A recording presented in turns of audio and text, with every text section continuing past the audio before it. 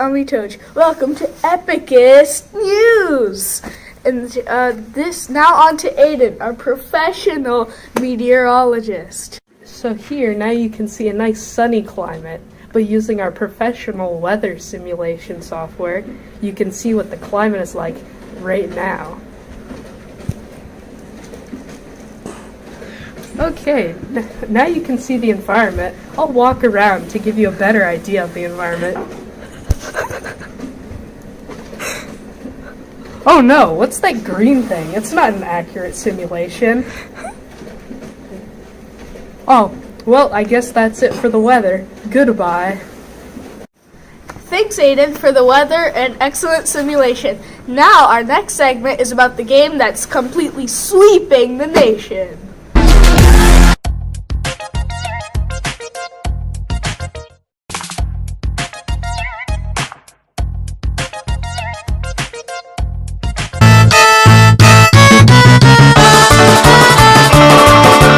Gamers, I'm Fortnite.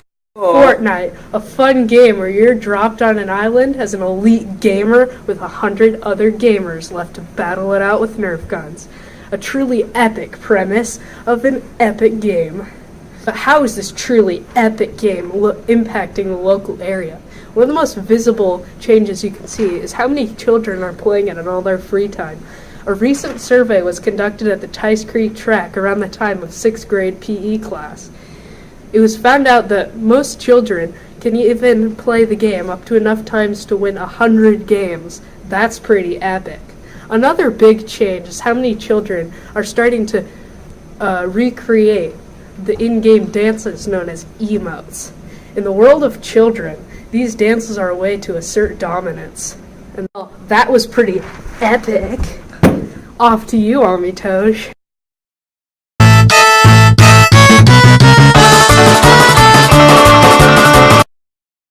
With the release of a new study from the United States, climate change is becoming more and more confirmed.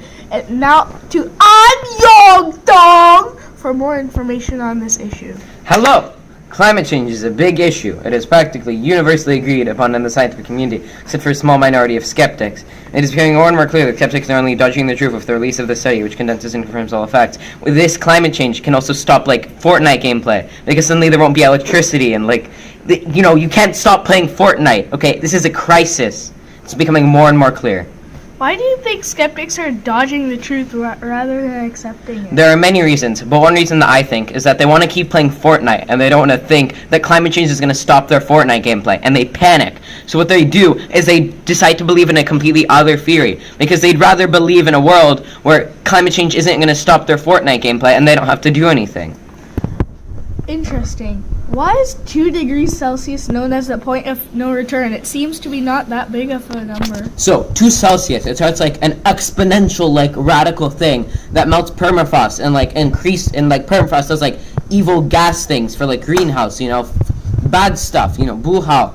And it starts releasing more gases that, murders more permafrost, and that releases more gases, and it's just this huge, snowball effect, like in Fortnite.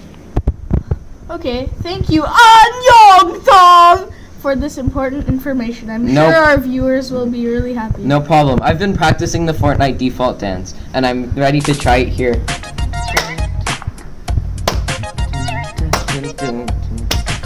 What do you think of my default dance? Very epic. Thank you.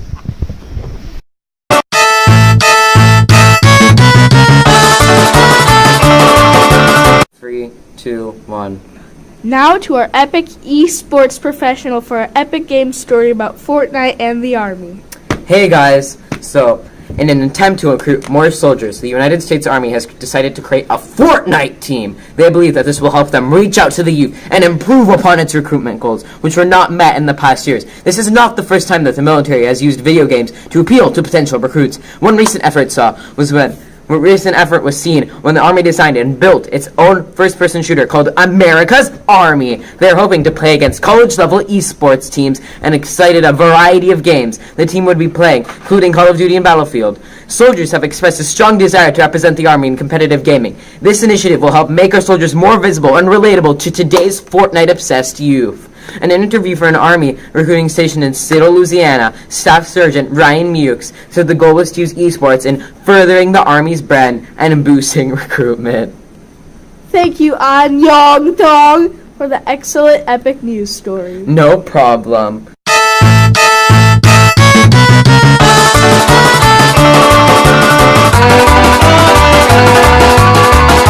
Hey gamers, you should use the bro button. It's really easy to use.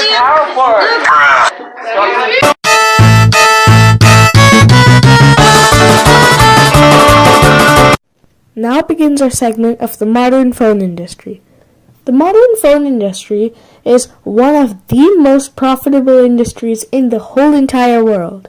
And this year in the United States, the main competitors are Apple, Samsung, Google, and finally, after long awaiting, OnePlus. The actual phones of this year, however, are the XS, XS Max, and XR from Apple, the S9, S9 Plus, and Note 9 from Samsung, and the Pixel 3 and Pixel 3 XL from Google, and lastly, the OnePlus 6 and OnePlus 6T from OnePlus. The first company I'd like to cover is Apple. Apple has always consecutively, starting from, I think, the iPhone 7, has started to turn into more of a luxury brand. This year their phones are the XS, XS Max, and XR. The XS and XS Max are good updates to last year's iPhone X. However, they're extremely expensive. The XS is $1,000 and the XS Max just starts at $1,500. And the XR, which although is supposed to be a budget model of last year's iPhone X, still starts at $750, which is a high price for the mediocre screen that you get. This is the main compromise made to make it cheaper than the iPhone XS.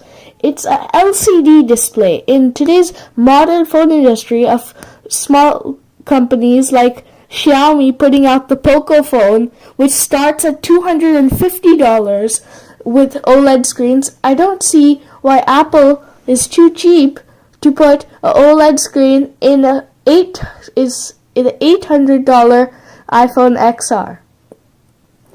Something else that makes the iPhone XR more budget is how it only has a single camera setup.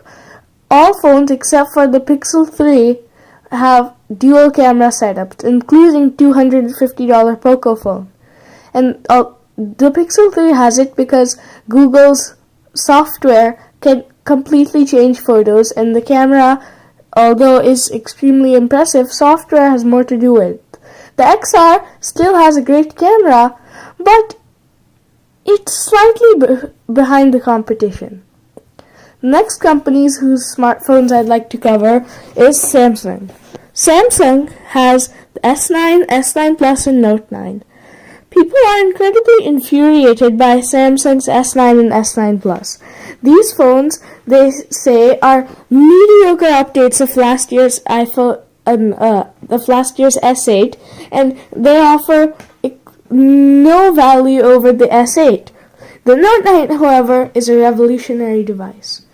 Apple, who doesn't have enough space, according to themselves, in a 12.9 for a stylus or a headphone jack, Samsung has enough space in a phone for a headphone jack and a stylus. What differentiates this phone from the competition is, I think, the S Pen and how it's a no compromises phone. With all phones, you have to make one compromise. For example, with the OnePlus 6 and 6T, your compromise is that you may not be getting the best service. For example, you can't just walk into an Apple store and have them repair your phone. With the Poco Phone F1, the compromise you're making is you don't have an all aluminum or even glass build.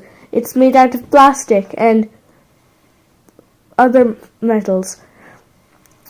But with the Note 9, there are no such compromises. It has a headphone jack. It has a S stylus.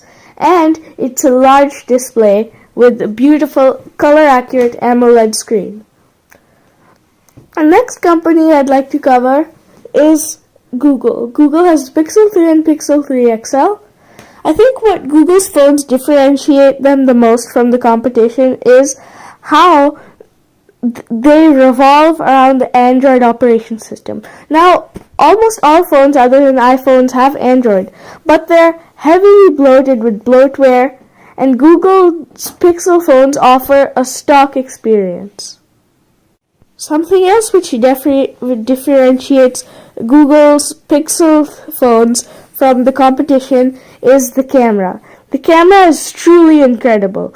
Although a lot of the photos are tweaked with software rather than the actual camera, the photo taking abilities are truly incredible. For example, it has group selfie where you could zoom out, it has portrait mode with a single camera, and the camera is truly amazing. The last company I'd like to talk about is OnePlus. After a long wait, OnePlus has finally come to the United States, partnering with T-Mobile.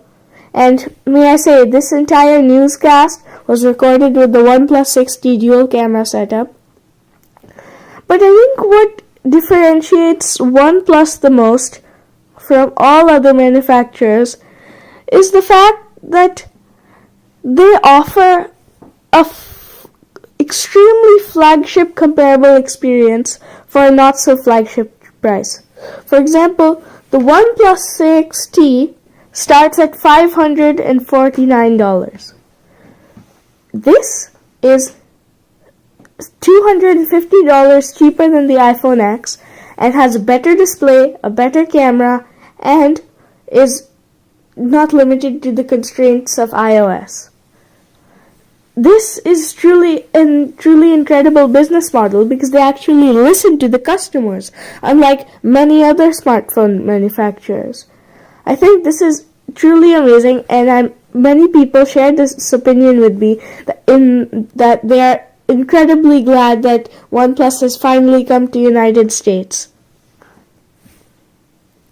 Overall, I think all people have their taste. Some people prefer iOS's strength and how the phone is designed with iOS, while other people prefer Android's customization. Some people prefer having a lighter phone with a smaller display. Some people prefer having a larger phone with a huge display.